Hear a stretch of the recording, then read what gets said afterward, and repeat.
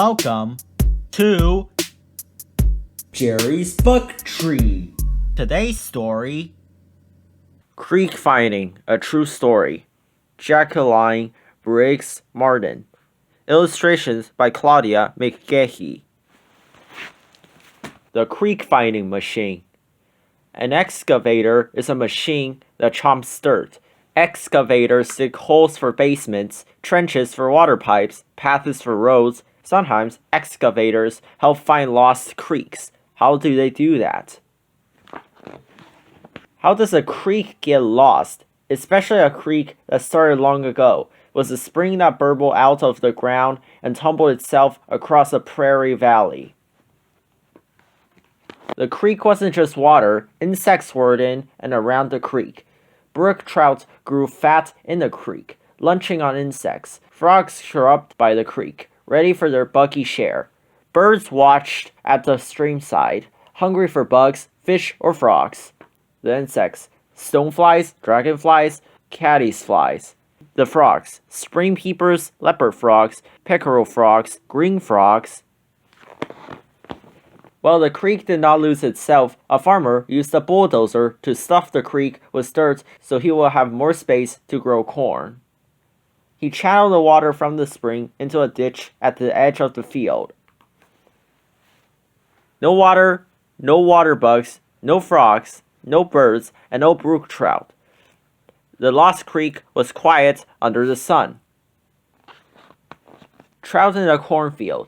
Years later, a man named Mike bought that field and the hillside. Mike wanted to grow a prairie in the old cornfield, to partner with the sun and soil, grow tall grasses and flowers. One day, as Mike was out working, a neighbor came by and said that long ago he had caught a brook trout in that very spot. A brook trout in a cornfield? No way. Partnering with the creek. Mike knew there must have been a creek on that prairie. He wanted to find the creek, make a place for brook trout, birds, bugs, and frogs. He said he would call it Brook Creek. Others laughed, said Mike's plan was foolishness. Lost is lost. But someone gave him an old photograph, and he marked the creek's path. Then he called his friends who owned big machines.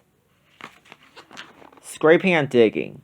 For 5 days, a bulldozer scraped, an excavator bit into the ground, carved holes, dug curves and runs, tamped rocks for the creek bottom. The excavator had found the old stream. Will water fill the path? Mike said the water remembered. It seeped in from the sides, raced down the riffles and runs, burped into holes, filled the creek. But a creek isn't just water, it's plants, rocks, bugs, fish, and birds.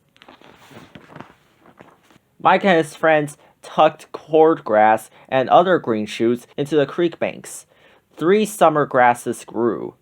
When the creek bed needed more rocks, Mike had a problem. Heavy trucks crossing to the creek would press deep ruts into the ground, kill new prairie plants. How could he get more rocks to the creek? Small rocks protect the soil under the stream bed and are home to many tiny plants and creatures.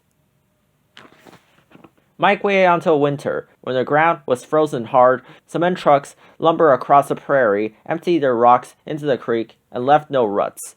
Why not use dump trucks to haul rocks? Mike didn't want to just dump the rocks in the creek. Cement trucks have chutes so he could put the rocks exactly where the creek needed them.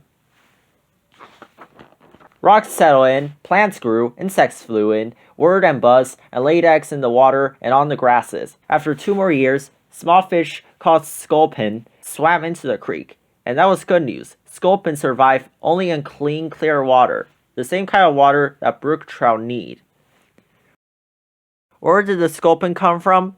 Sculpin survived in the small space at the head of the spring.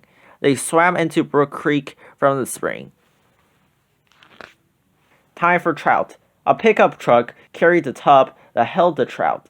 Mike and his friends laughed in the morning air, lugged and dumped buckets of finger-sized fish. Perhaps Brook Creek laughed too, tickled by trout. Because the creek water comes from the ground, the temperature stays about the same all year and feels warm in winter, cool in summer. Just what the trout babies need. Water was right, food was right, trout snapped up bugs and grew for 2 summers. In the second fall, the rocks proved perfect places for the fish to lay eggs. Brook trout change color during egg-laying season, becoming bright red and orange. The female trout uses tail fins to scoop out a bowl of red in the gravelly creek bottom. She releases 15 to 60 pea-sized eggs. The male trout swims past and fertilizes the eggs. The female uses her fin to cover the eggs with gravel and swims on to make another red. Winter came. Would the eggs survive? Snowstorm, ice storm, cold wind? Fish Squiggles. Then one late winter morning, Fish Squiggles, no longer than a thumbnail, Squiggles grew into fat trout who laid eggs in turn to hatch more generations of trout at home in Brook Creek. Maybe a chuckle, maybe a thanks. If you went to the creek with Mike, you see the water.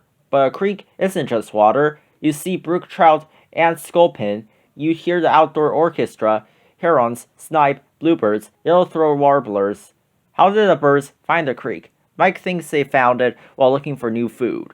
Frogs return home, and insects, thousands and thousands and thousands of insects.